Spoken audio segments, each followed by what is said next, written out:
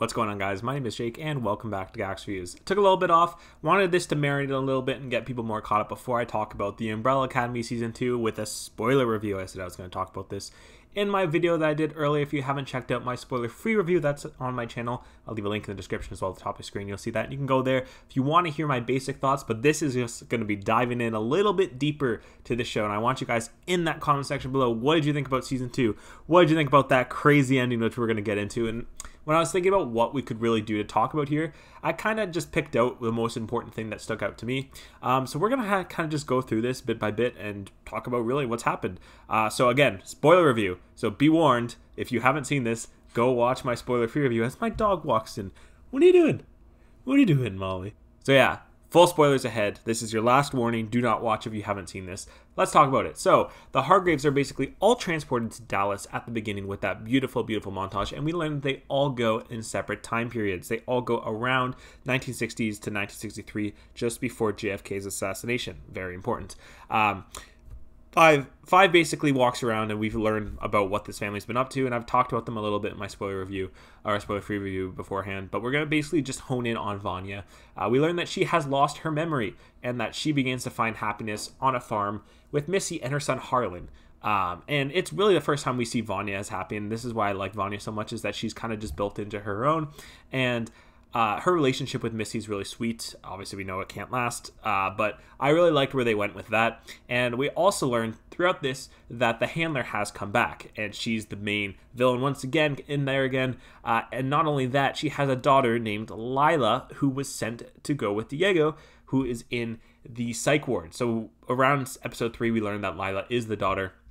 And we actually learn that the handler is responsible for killing Lila's parents, with 5 at the forefront. And this basically creates a conflict throughout the later episodes when we start to learn that. And we'll talk about that a little bit later. But yeah, Vanya is the main thing here, and the gang gets back together, and they find out that their dad is at the forefront of the JFK assassination, or so they believe. So Diego and 5 go to investigate, and eventually they all meet up at a dinner and basically talk to their dad about the whole thing, basically telling him everything about the future. Probably not the best idea to do, as we find out. And they're basically trying to figure out, after this all goes down, what starts the apocalypse. And Diego is captured by the handler and is brought to the control center, where he finds out that Vanya, once again, is the reason that the apocalypse happens. And I know that people can be like, ugh, again. And I kind of was like, all right, it's kind of predictable that it's Vanya again. But I liked the way they did it, especially getting towards there. I think the way that they did it was a bit different, and learning that, you know, Vanya exploding up a building and JFK doesn't get assassinated because they changed the time loop so badly that JFK basically starts a nuclear war with Russia and he starts the apocalypse is pretty interesting, and it's a pretty fun turn. And not only that, we get this sequences with Old 5, who's a 60-year-old man just before he goes back in season 1, and present 5 with Luther before the JFK assassination, and Luther trying to figure out which one of them to save. And it is the most ridiculous scenes I've seen in this season. And there's a lot of fart jokes that happen in it. I don't love the fart jokes, but I really loved this whole scene, and it just shows, again, Luther's fun little side. And they obviously push Old 5 back into the thing because they got to continue that time loop, and they don't want to mess it up too badly, even though they've already messed it up. So at the end of episode 8, we learned that the Russians are pressing Vanya, trying to figure out what's going on and if she is a Russian spy. That's why the FBI is doing that, and they're basically pushing Vanya over the edge to become the white violin again, even though they don't know it. And the family goes to try to save Vanya. None of them can do it except for Ben, and little old Ben. I loved his story this season, just wanting to talk to someone, and he actually possesses Klaus earlier in the season, who has a really also interesting storyline with the man that he meets in Vietnam when he goes back in time in season 1, and him basically trying to stop him from going to Vietnam. And there's a really, really fun scene, not fun, really heartbreaking scenes of him not believing him and his dad, who's clearly a homophobic, just making him punch him, and it's really heartbreaking. And Ben and Klaus, to me, have the most interesting chemistry and my favorite storylines throughout. And Ben just possessing Klaus just to talk to the one girl that he saw from a distance, and just to get his nice reunion with Diego is really fun. But Ben dies, sadly. Well, he's already dead. But Ben evaporates as he saves Vanya and basically stops Vanya from starting the apocalypse. However, we realize that earlier in the season with Harlan, Vanya accidentally, when Harlan was drowning, transported a bit of her powers to him, and he basically has all the powers that Vanya does. So in episode 10, they have to go and stop Harlan, but are confronted by Lila and the Handler, and they find out that Lila also has superpowers. Not only that, she's one of the 43 that were born on that night, the same as the rest of the Hargraves. So she's technically part of the Umbrella Academy, or she's their brother and sisters. And they have a lot of fun, a really cool sequence where she's using all their powers. She mimics Allison and retros that back onto her.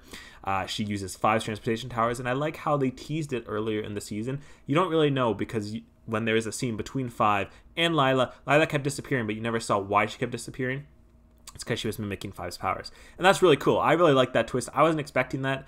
And eventually the family figures out that after Lila confronts Five for killing her family, Five says that it was the Handler who did all of that, and the Handler was the one that ordered it, not Carmichael. And Lila becomes incensed, and they eventually try to talk her down. But then the Handler comes in with a nice little machine gun and just sprays the ever-living hell out of all of them and kills the whole Umbrella Academy. That moment was shocking. I was like, what the hell is going on? We find out Five was not dead yet, though. He was able to transfer back in time with the help of his father, who told him that he was overshooting everything and he had to go seconds. So Five has learned seconds, was able to go back and stop the Umbrella Academy from dying, and kills the Handler before they get a chance. Lila escapes. The Milkmen, who I haven't talked about really, there's not much to talk about them. He comes in and he just basically nods at Five. The two of them go off.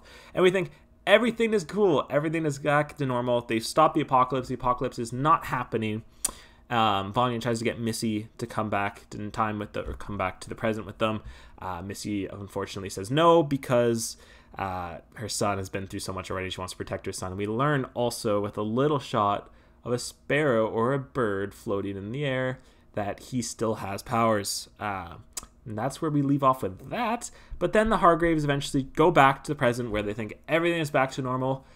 But it's not. And this is the massive ending that I was so wanting to talk about in my other review that I couldn't until now. Hargraves is alive, which isn't much of a shock because they told him everything. And not only that, the Umbrella Academy is not a thing. It is the Sparrow Academy. He took all of their words and he changed it, and changed completely the timeline with this.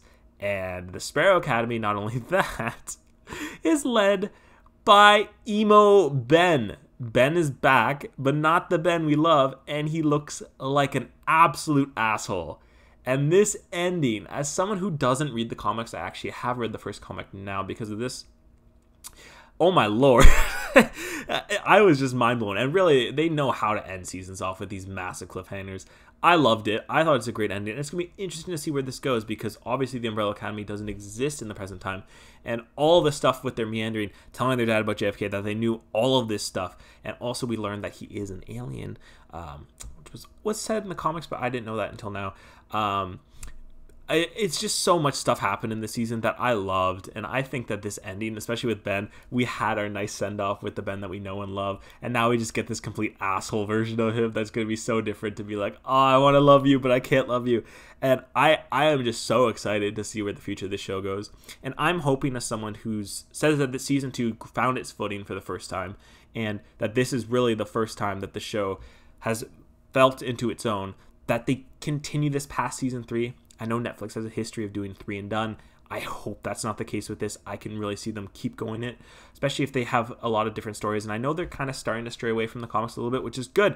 Do its own thing. I'm glad about that. I hope season 3 continues the upwards trajectory that season 2 did.